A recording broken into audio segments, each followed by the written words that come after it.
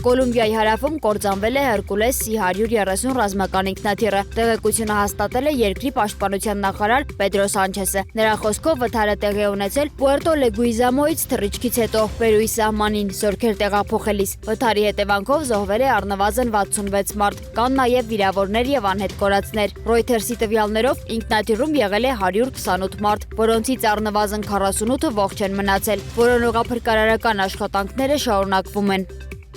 Ուկրաինական անօդաչու թռչող սարքերը հարվածել են Լենինգրադի մարզի Պրիմորսկ նավահանգստին տեղական իշխանությունների տվյալներով վնասվել է վառելիքի պահեստային տարրը, առաջացել է հրդեհ։ Նահանգապետ Ալեքսանդր Դրոզդենկոյի խոսքով հարձակման ընթացքում հոփամակարգերը չեզոքացրել են շուրջ 35 անօդաչու թռչող սարք, իսկ անձնակազմը տարհանվել է։ Տուժածների մասին տեղեկություններ չկան։ Պրոմորսկը Բալտիկ ծովում Ռուսաստանի խոշոր նավթային տերմինալներից է եւ հարվածը կարող է անդրադառնալ էներգետիկ շուկաների վրա։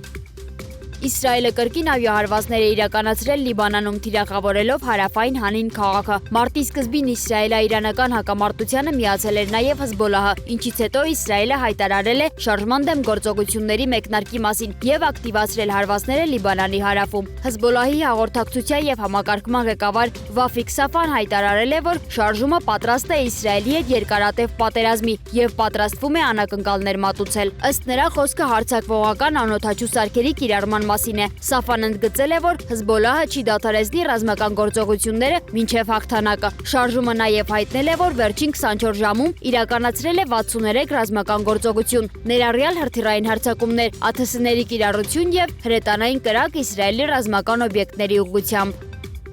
Լաոսի մայրաքաղաք Վիենտիանում եւ հարակից նահանգներում գրանցվել է անսովոր ուժեղ կարկուտ, պայմանավորված տաքոթային հոսանքների եւ սառը ճակատի բախմամբ։ Կարկուտն ուղեկցվել է ուժգին քամով եւ հորդառատ անձրևով, վնասվել են հարյուրավոր տներ, հիմնականում տանիքներ։